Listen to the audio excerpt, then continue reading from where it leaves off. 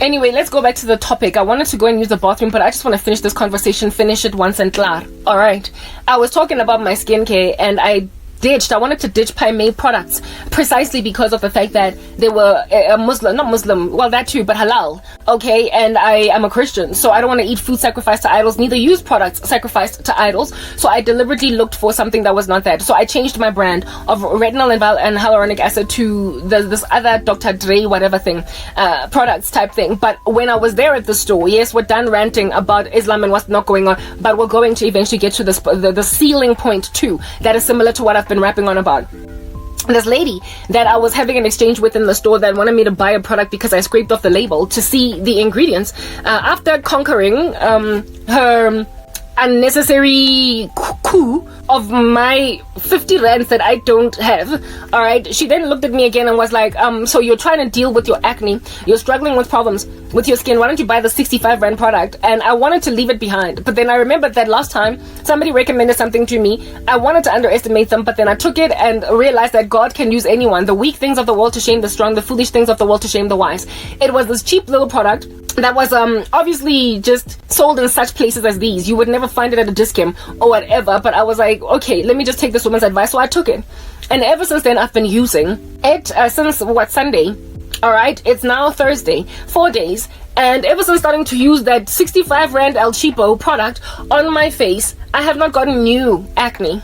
I have not gotten any new acne, not underneath my chin, not on my side. So right now, all that is left is hyperpigmentation. I bet you can see this is a fading pimple from Sunday, right? That was already there when I went to the store. But everything else, I mean, guys, I could come really super close, but my skin is really nasty. Right now, that's what's good. So all I have now is hyperpigmentation, meaning that over the months, you should be observing it fading and fading and fading, and my skin will ultimately be returned to where it needed to get.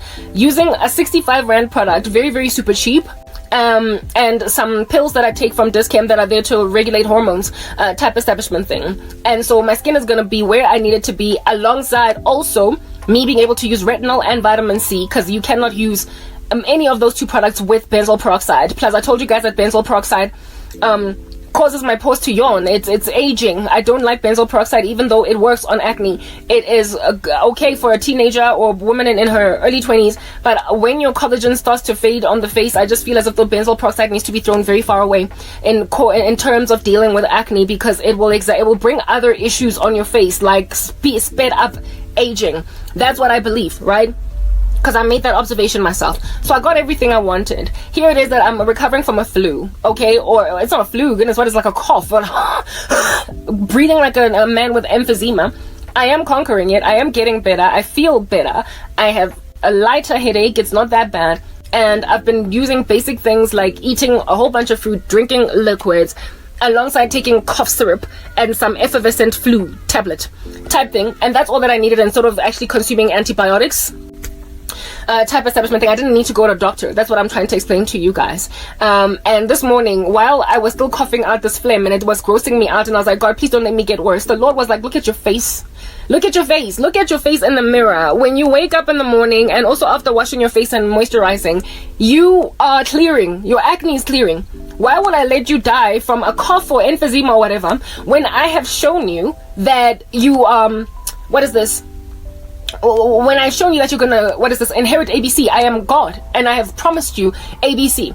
And so in promising you ABC, it means that you're gonna recover out of everything that is slapping you silly right now. And one of the evidences that you are going to recover is that even though you're still in the middle of your cough, you are clearing. Your skin, your face is clearing. You're struggling to find the glory of it because your physical condition, in terms of your cough, this thing in your chest, is making you feel as if, oh my goodness, the wicked were able to knock me down, and look, they gave me this whole horrible illness. Why did they even get through to me? And while you're busy lamenting about that, while you're also busy crying over what's going on in Israel, while you're busy crying over the atrocities that are being committed on the earth, and about all the riots across the world in support of Palestine, while you're crying at the gratuitous violence, the unwanted the unwarranted harassment of God's people across the world, be they Christian or Jews, while you are busy lamenting and groaning at what looks like I have abandoned my children, you are neglecting to realize that which I am doing for you, that which I am doing to cover you, to evidence that you have a future. I'm clearing your skin. And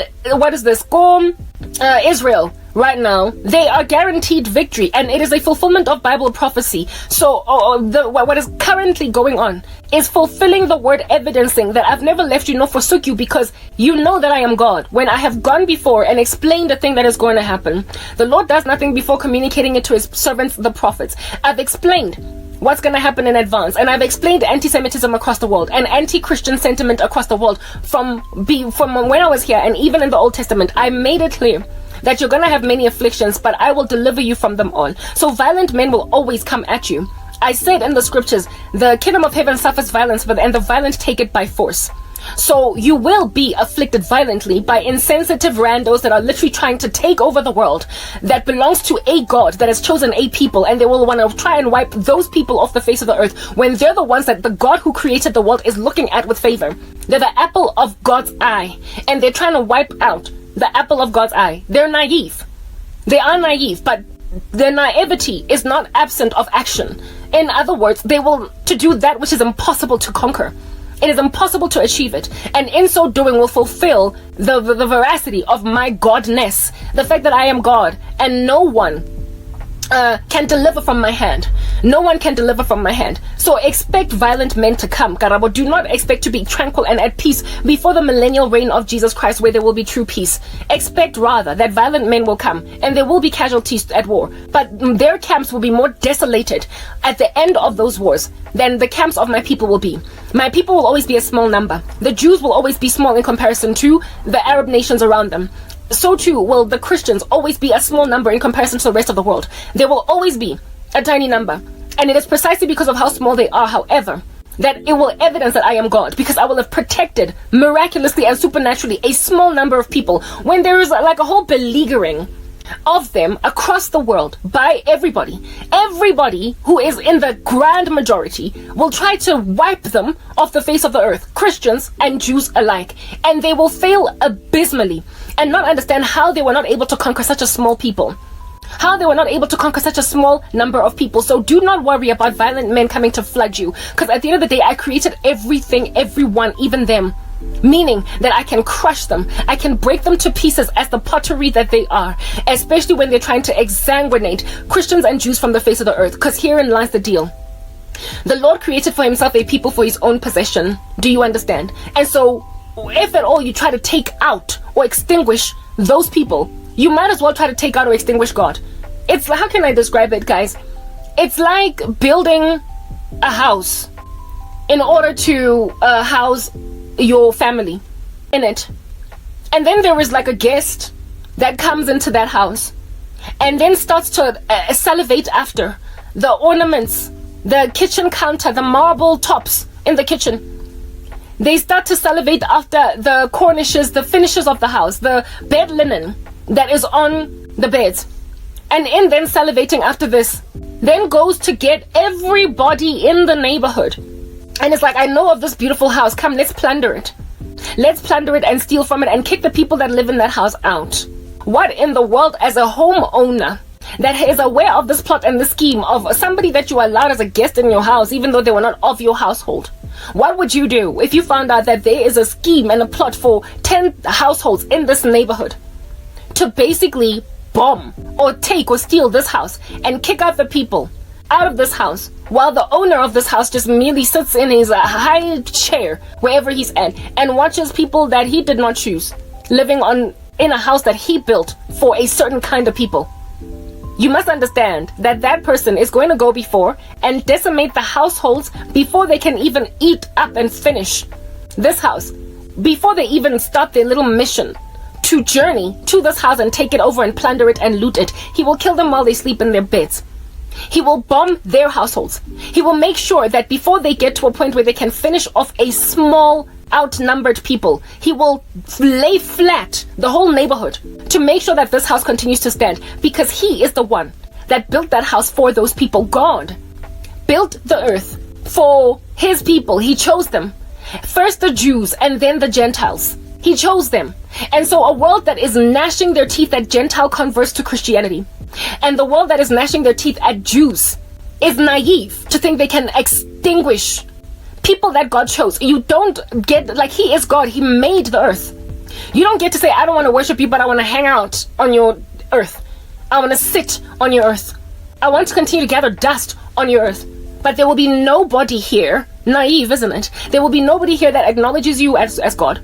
There will be nobody here that uplifts your name. There will be nobody who holds you in regard. There will be nobody who reveres you. There will be nobody who worships you here. But you must just stand back as the one who created this whole establishment and watch all other religions in the world take it over.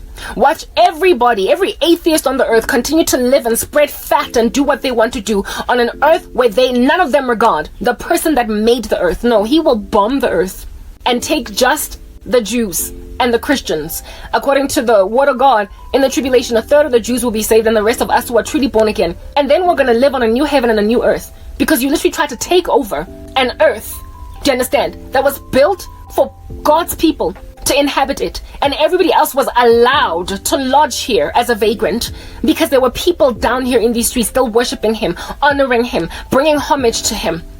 And yet here it is that they want to exterminate the last remaining people that are still honoring the God of the universe out of the earth. It's naive. So for as long as there are still Christians on the earth and there are still Jews, you must understand there will always be Christians and there will always be Jews, and God will always give the earth grace. For as long as we are still on the earth will be given grace, because it is for the purpose of gathering his own people that this whole concern, that is, the earth is still going.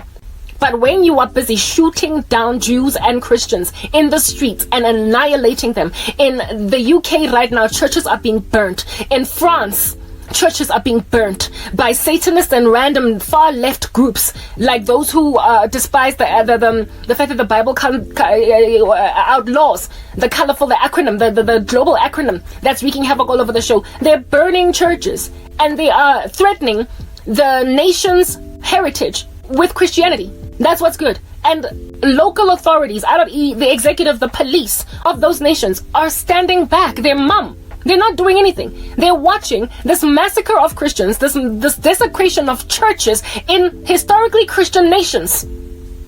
They're just watching it happen. Literally, there is an extinction level crisis of Christianity and Judaism on the earth.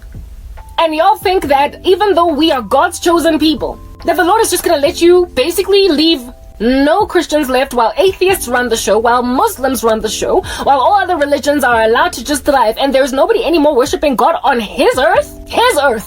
His earth. No, I'm sorry. If you want to exterminate all Jews and Christians, you are begging for the tribulation. The tribulation of which is a season where God is judging the whole planet for dishonoring him. And a great deal of people are going to take the mark of the beast, great and small, bond and free. They will all take the mark of the beast, and only those that have not taken the mark of the beast will be able to live out the rest of their lives in the millennial reign of Jesus Christ, while the saints of God will come back with him on incorruptible bodies and rule and reign with Jesus for 1,000 years, following which there will be yet another attempt at a coup at the kingdom of heaven at the end of the millennial reign, and that is once and for all going to bring about the destruction of the planet as we know it, the earth as we know it. The earth as we know it is going to be burnt with fire, and it will flee from the sight of the Lord, and then there will be the great white throne judgment. So everybody who attempts to take out God's people in and of, they get burnt. And the day is going to arrive when God is going to be so upset with rebellion against the earth that he will burn the entire planet and only take those that belong to him to go and live on a new planet, but not before first reigning righteously for 1,000 years. So Islam is incredibly naive. It's incredibly naive. I don't even think Islam is like, right now they have declared global jihad across the world. They have asked for global jihad across the world. Muslims, the Muslim nations, might be prophesied a lot about in the scriptures to afflict Israel. But they don't have that kind of a job across the world. They're not the main opposition force in the very end of the world. So Islam is currently incredibly and violently naive. Their only job in the end times or in Bible prophecy is to afflict Jews, because they're the one Abrahamic religion that is utterly rejected and despised by God. Jews and Christians are the only ones that stand a shot with Christ. Islam is utterly shut. It's Ishmael. It has no inheritance. So the only way out for Islam, for Muslims, is conversion to Christianity. You, like in the millennial, we're not millennial reign, sorry, but in the Tribulation. Muslims gotta down tools because they're not even going to be as strong as the Antichrist system. I don't believe the Antichrist is Muslim. I don't believe the Antichrist comes even from the Middle East. I believe he comes from a revived Roman Empire which is in Europe, meaning that whatever little bombs that Islam is throwing across the world is not going to win them global dominance. They're not going to gain global dominance. They're not. If anything, as soon as this havoc that they're wreaking on the earth right now, it's going to cause their extermination. Because if you think about the Gog and the Magog war, that's the extermination of largely Islam. It's the extermination of largely Islam because it's the Islamic armies around Israel that get shattered by that earthquake. So the global religion in the end is not Islam. It is some concoction of all world religions. It's kind of atheistic, it's kind of theistic, it's kind of like Christian, it's kind of Jewish, it's kind of Muslim, it's kind of Jehovah's Witnessy. It is just a coexist. It is a mix of world religions. And it's false prophet, I believe, is what is this? A breakaway from Christianity out of Catholicism. I believe it is the Pope. So Muslims don't even play a part in the beast system in the sense that the Antichrist is not a Muslim. Neither is the false prophet a Muslim. And the devil himself is just the devil. So whatever Islam is doing right now, I believe it is God because of how much they're going to irritate the world. The Lord is going to minimize who it is that they are by the pomp and the arrogance that they have acquired or gained or they're like walked themselves in the past couple of years. The past like ages, what they've done, the world is eventually going to get to a point of being super fed up with Islam, and they're going to fade. They're going to like become very small in number, and then of course they're going to play dirty once they've become really small in terms of their influence and clout, and so they're going to want to take over the wealth of Israel, and that's Gog and Magog, and God is then going to finish them off at that stage. There will be a rise of a global empire, and it will not be Muslim. It will not be Muslim. The Bible has made it clear. It is going to be European. It's going to be Roman. That is where the power of the end is at. So, if at all you want to be regarded as relevant in the sight of God as a Muslim, you will turn over to Christianity. You will turn your life over to Jesus because the Bible even prophesies the extinction of your religion and the be-all big bang of the ending of the world. The height of a religion that is raucous, that is wreaking havoc on the earth is not Islam. It is not Islam. It's some other little wannabe religion that is going to be fostered by a European man. A European man. It is likely a Caucasian nochal on top of that. So it's very naive for Arabs to imagine that one day they're going to rule the world. You're too rough. You're too violent. The Antichrist prospers to take the world over because he's a man of peace. He rocks up charming everybody. Ain't nobody in Islam charming the world. You are not charming. You are devastating. You're scary. You're scary. That's what's good. You freak people out. You work with intimidation. You are drawing flies like with poop to yourselves. You are not drawing people with honey. And so you are going to lose clout. The world is going to be exasperated with violence. And what Islam is extremely violent. So it is not the main power in the end, meaning Muslims, do yourselves a favor and transfer over to a sustainable legacy. Do that. Transfer over. Your religion has evidenced itself as basically ineffective from the beginning of the ages. You are a very angry people, and demonically so you've been charged to be mad at very strategic people, i.e. the Jews and the Christians. You are violent against God's chosen people, 1/3 of the Abrahamic religions. You are literally the rejected one Abrahamic religion. Why in the world are you still holding on for dear life? Christians don't stand with Muslims, albeit them alleging to Abraham. We stand with Jews. Why don't you ask yourselves why that is the case?